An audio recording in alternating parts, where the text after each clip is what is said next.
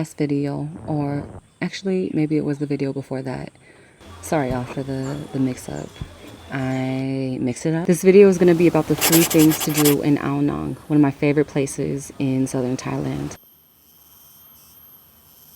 Hey, you guys. Yeah, you. Make sure to subscribe. So first on the list is Ao Nang Beach, and I have to say I love this beach. It might not be the best beach to visit during the day, but during the sunsets, oh my god, they are amazing. They're so beautiful. The whole sky, and not just the sky, it's like the sun itself turns orange or red or pink, and it lights up the whole entire town, not just the sky. And it's so beautiful and so magical, and you guys will see this later in my video. But first, I mentioned Ao Nang Beach because it's actually on the way to a secret destination, a secret beach. Now, this secret beach is going to require a little bit of, not hiking, but you know, leisurely walks on the beach, by the ocean, enjoying the view, okay? It's going to require some patience though, because it does take a little bit to go to, and by a little bit I mean about 30 minutes, which isn't that bad really if you think about it. And if you were to run there, you could probably make it in 10, to be completely honest. These are some of the landmarks that I found. Like here is the little shrines that you have to pass in order to get to the trailhead to get to this beach, and the trailhead is actually called Monkey Trail, and it's a little rickety as you can see, so I really encourage you guys to wear your shoes on this hike, because look, it's not for the faint of heart, I'm gonna tell you that. And on top of that, you have to go up all of these stairs, but let me tell you right now, it's completely worth it, because this right here, this is just the beginning. Right, I completely forgot to mention, I found this path completely by accident. I was just bored walking along the shore when I saw all of these people hike up this mountain, so I decided to follow them just to see what was on the other side. And I have to say, I'm really happy I did that, because the adventure was so worth it. But there's one little hurdle you have to go through before you can make it to this beach. Stop here where you have to show your Highland Pass, the vaccine pass, but that's the only boundary I have. This is beautiful. I can't believe, I'm so happy I decided to come here. This is what happens when you travel solo. You like go to places that probably with a group, unless the group is super adventurous, but usually there's always one person who does that. So, but anyway, this is what it is. This is amazing. It's probably a place I would not go to if I was with a group. Pause. Did y'all just hear that? Did y'all just hear what I said? Let's go ahead and play that back real quick. Let's play that back. This is what happens when you travel solo. Yep, that's right. I said it. In the moment, on the video, in real time. Traveling solo is one of the best experiences you can have in your life. Even the rooster agrees. If you are someone who wants to solo travel but is scared to take the first step, then check out my website, Soul Journey, a travel consulting website where you can work with me to curate your own solo travel experience using my expertise. Click the link below for more info and travel tips for solo travelers. I cannot wait to meet some of y'all in person. Okay, back to the video. As you can see, this beach is beautiful. I love these this wavy dock over here. You can actually get a kayak and go to the other side, which takes you to Tongkai Beach. I didn't do it because, you know, I was traveling on a budget, but it's something you can do and something that a lot of friends highly recommended to me. There's also some beautiful local wildlife. I'm not too sure if it's local, but it's some wildlife that I really enjoyed seeing. And for lunch, of course, I got me some Indian food. I don't know why, but this particular spot had a lot of, not just Indian tourists, but Indian restaurants also. And the food was bomb. I hadn't had Indian food in so long, so I had to get a bite. And here is the amazing sunset I was talking to y'all about. Look at this. It's gorgeous. And this is just the beginning of the sunset. So I looked at the sunset. I was like, okay, I need a break. So I went to 7-Eleven, got some food, and came out to this. I mean, look at this. The whole hue of the sky, everything is pink. Everything is pink. It even lit the inside of the 7-Eleven pink. Like, it's so beautiful and gorgeous. And again, I hadn't seen anything like this in my life. I was so in awe of the sunset when I was here. Again, this is at Ao Nang Beach. You cannot miss a sunset here. Now, I'm not saying that every sunset is like this, but you got to go to just try to see a sunset like this one, because trust me when I say it is completely worth it. It's completely worth the trip. and you can always see some of the skid boarders. They're always out here basically every evening skidboarding. I hope I'm saying that right, and I hope I'm using the right term. And then afterwards, I got some amazing dessert, some coconut ice cream, probably my favorite ice cream to this day. It's so creamy and delicious, and oh my God, just amazing. And of course, to relax my feet after those long hikes up those rickety stairs, I got myself a foot massage. This is a very classic way to end the day in Ao Nang. Now, this did come with a cost. It wasn't free, but trust me, it was worth it.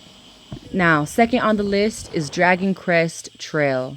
So this is actually the moto ride on the way to Dragon Crest Trail, which I highly recommend. It just has a very different vibe to it that I haven't really seen anywhere else in Thailand. I mean, look at these views too. It's gorgeous. Now, a lot of these towns are close to a lot of construction, so swimming wise, I don't think it's the best place for that, but it is the perfect place to take in the view and look at some of the other parts of Thailand that you might explore. We arrived at not even the trailhead, to be honest. I don't know why we parked here. I think we were worried that there was no parking at the top of the hill. But once we got to the top, we found that there was parking, but it was cool. I mean, the extra walk was worth it. We signed in really quick, looked at the scenery, and checked out the bathrooms and the trailhead. And they do have some snacks and drinks for you to buy here if you forget something, but definitely bring water. You need at least 1.5 liters per person, I'm telling you. And if you like water, please bring more than that because you're gonna need it, trust me. So we started on our hike up the hill, and let me tell you, the views were amazing. To be back in the middle of the jungle was so refreshing, especially after spending so much time in Phuket. This was such a treat. But of course, you got to be a little careful about the trail. You know, it's not under constant maintenance, especially since COVID. So you got to really be careful. The trail's going to take you about 2 hours to get up if you are fast and careful and maybe not stop for pictures. But if not, it's going to take you a little bit longer, which is okay, because let me tell you, the view is completely worth it. And on your way there, you're going to see so much wildlife. And to be honest, I don't know the names of any of these animals. So we're going to name them after rappers, okay? This one right here, this one's called Quavo. Just look how he posed for those pictures.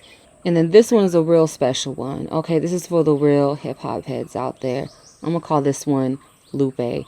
Oh, wait, are these two different Lupes? Wait, I think there were two different Lupes. Let's replay that real quick. So we got Lupe 1, okay, from the side angle, the black on the sides. Okay, I can see it. And then we got Lupe 2. No more black on the sides. Or am I missing something? Okay, I think this is the same Lupe. It's the same guy. Okay. Let's get back to the program. Then we have this one hiding mysteriously behind the brushes. Let's pause real quick. If y'all can find it, I'll give y'all about 5 seconds. 5, 4, 3, 2, 1. And there it is, ladies and gentlemen. There is Jay-Z hiding behind the plants because he doesn't want to be photographed. Now, this next one is a special one. He is out in the sunlight. He's not afraid to be photographed. He's not afraid of people to come close to him. Questions like, what YouTuber is going to troll next? This is Lil Yachty. Look, that's pretty much all I know about Lil Yachty, so let's go ahead and just move on. So the rest of the hike is really beautiful. As you can see, you're surrounded by these tall trees, and it's just gorgeous. Some of the pathways and the trails are just so beautiful to go up. And I really wish I just had the right camera to really capture the forest that surrounded us. But, you know, I'm just going to do what I can with my phone. This is the 2nd kilometer. And look, okay, when I tell you this hike is like low-key never ending, it's low-key never ending. I was on the 2nd kilometer and I asked somebody, hey, you know, how much longer? 10, 15 minutes? After like an hour and a half of hiking. These people said, no, not even close. Not even close. Not even a little smidge of hope. We had to hike another hour. But what was cool was seeing the different ecosystems, because as you can see up here in the peak of the mountain, the forest was really dry actually. So there wasn't as many animals to see. There were some butterflies, really beautiful flowers. And the view, of course, the view is amazing. So this is actually the first viewpoint that we saw. And as you can see, it's gorgeous. I just wish I had a drone so I can fly it here, because I feel like the shots would be incredible, just incredible. But since I don't have one, I'm just going to use drone music and we're going to appreciate the view for a moment.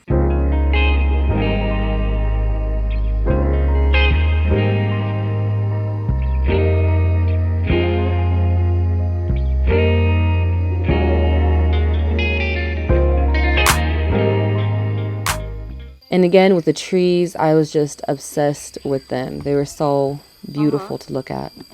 After this first viewpoint, it actually took us about maybe a little less than 30 minutes to get to our final destination, the final viewpoint that everybody was telling us about and raving to us about. And ladies and gentlemen, here it is. I'm gonna put this on here. So actually, if you go all the way back, I'm gonna try not to block. Oh, there you go. Okay, right here is Koh Phi Phi. That's where I'm going to next. And then here is the place we were at yesterday, the Chicken Island. But this is such an incredible view. If you come to Ao Nang, you have to do this hike. I think it's like required at this point. And to be honest, that view was the best, but this is the Instagram view that you can see everywhere on social media.